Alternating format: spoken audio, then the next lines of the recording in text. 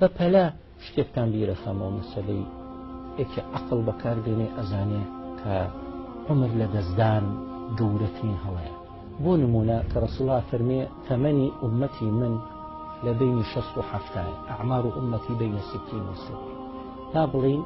با بڵین کەسێک من و تۆ 64 ساڵە ژین، لە 64 ساڵی ئەمرین باوە وەحساب 12-13 ساڵی یەکەم مناڵیە، تەمیزی بەسیطت هەیە، نضوجێکی عەقلی نییە.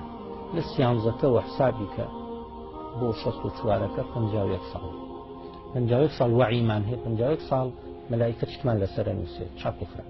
وەرە بیکە بە 3 بەشەوە 17 ساڵی نووستنە، 2 حەڤەی تر ئەمێنێتەوە بریتێ لە 34 ساڵ. مقارنە ئەکەین ئێستا ئەم 34 ساڵە لە بینی دیندارێک و لە بینی یەکێک کە مەعسیە دەکا و تەوبە ناکە. هەموو ئەمەلێکی لە دنیا کەسبی مادەیە، چاوی گوێی بەس مادە ئەفرێنێتەوە، بەس ڕێز لە مادە ئەگری. و طبعا گەورەترین بێعەقڵ ئەوەیە کە مادەکە تۆ ئەکات و ئیستیفادەشی لێ ناکە. تۆزێ لەو عاقڵتر ئەوەیە کە مادەکە پەیاکە و تۆزێ ڕابێرەکەی بەکارێنە. باشە وەرە لەو 34 ساڵە چەنی لە تەعزیە بووی، چەنی نەخۆش بووی، چەنی ئیشە دەکرد، چەنی ماندوو بووی. هەمووی کۆکەوە بزانم لەزەتەکەت، شیرینی ژیانەکەت بزانە لە مانگ تێپەڕەکە بڕۆ ساڵێک. وەرە سەر ئیماندارەکە لەوانەیە ئەو ئیماندارە کە من و تۆی کاتە وەساتە خۆشەکانمان لە هی ئەوی زیاتر بێ، بۆ چونکە ئێمە قەناعەمان هەیە. ئێمە کە دانشین لەسەر سفرەیە ئەگەر یەک خۆراکیش بێ خوایە بەزیێ، بەڵام ئەو شەقی پێڵێ ئەگەر 4 بێ. کوالەتی ئۆف لایف و جۆری ژیان و ڕاکێتی ژیان مهمترین شت لەو عنسوڕە بریتیە لە قەناعەت. ئێمە هەمانە ئەو نیەتی گریمان بەقەدەر یەکی.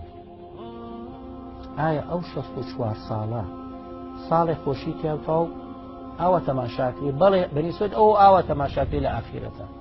ئەی چاکەکانی نیەتی ئەی ئێمە جارێ وەرە 51 ساڵ ژیاوین، 51 ڕەمەزانمان بەسەرا ڕۆیوە، 51 مانگ بە ڕۆژوو بووین. خوا ئێمە تەعاملەکەین لەگەڵ ئەکرەم الئەکرەمین، ئەجود الئەجودین، المعطی العاطی الوهاب بغیر حساب جل جلاله.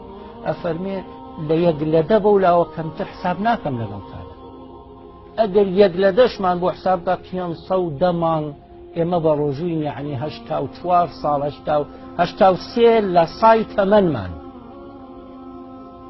ئەکاتە 42 ساڵ. 42 ساڵ لەو 51 ساڵە ئێمە بە ڕۆژووین.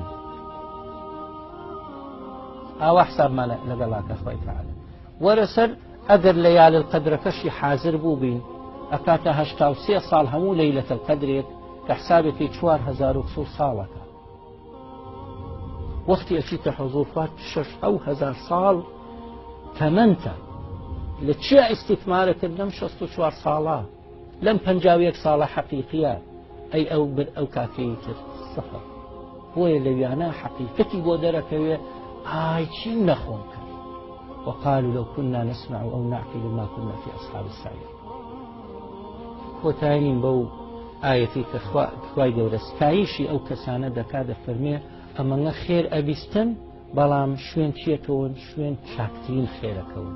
اللهم اجعلنا من الذين يستمعون القول فيتبعون أحسنه. وصلى الله على نبينا محمد وعلى آله وصحبه وسلم تسليما كثيرا.